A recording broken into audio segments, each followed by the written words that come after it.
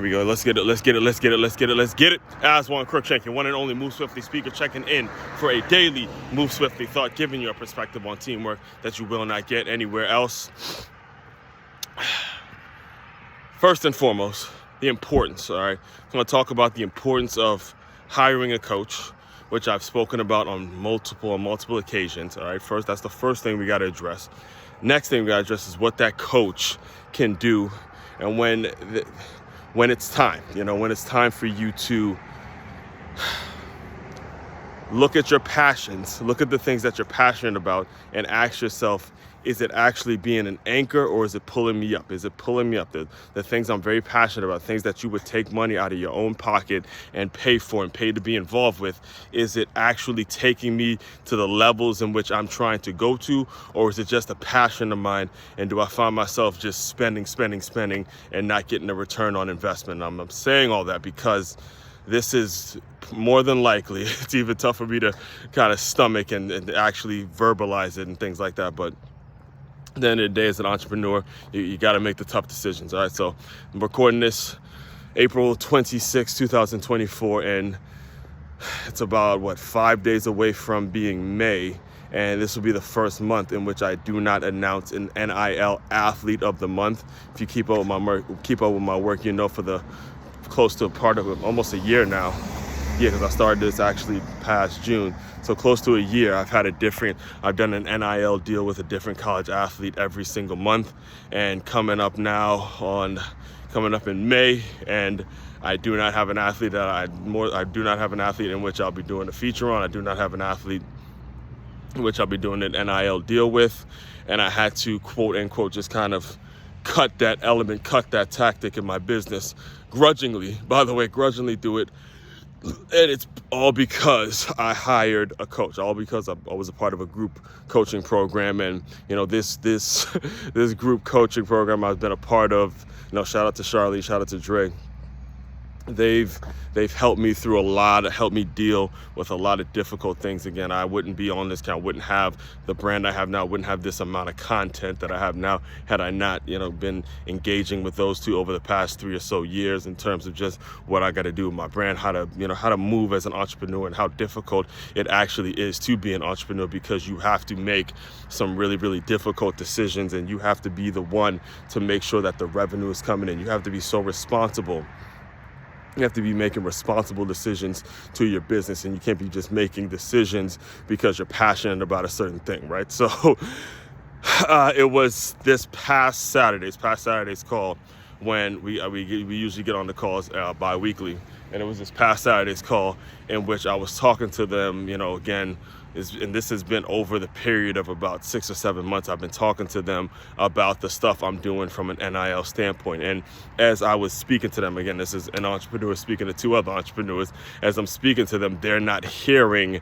They, again, like what I'm doing. It's my business, and I can do what I want with it in terms of who I do deals with, or the tactical things in which you kind of get people engaged and things like that, or even the people that you want involved in your brand.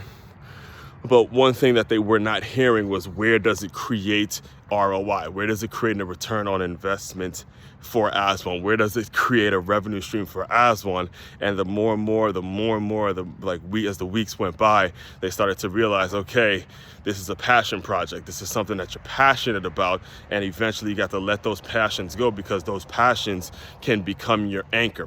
And I'm bringing you all this. I'm telling you all this. I'm making sure I'm articulating all this for you, so you can learn from my mistakes. All right, you can learn from the mistakes that other entrepreneurs have made, in which they've gotten so bogged down and so focused on their passion that they forget. Not that they forget, and in my case, not that I forgot, that it gets in the way of your money-making skills. It gets in the way of the things that are going to bring in the most revenue for you. Again, doing NIL deals is not going to be the high-ticket offer. It's not going to be the thing that brings in the most revenue for me. It's going to be one of the more rewarding things that I do, but the most revenue comes from going to businesses and hosting workshops and teaching those businesses about how to work as a team, because my money middle, my superpower years is taking the lessons that I learned as a football player, as a football coach, and as a football scout, the teamwork lessons that I learned during those years, and applying those to businesses and teaching them how to use those lessons and make it so their employees and their staff is moving like a very cohesive team. That's where my that's where my main focus should be. That's where my most high ticket offers come from, not in the space of doing tactical work and helping kids when it comes to getting them to college and finding the right school and all that. Again, all that stuff is rewarding work for me, and it's work I'm very, very passionate about.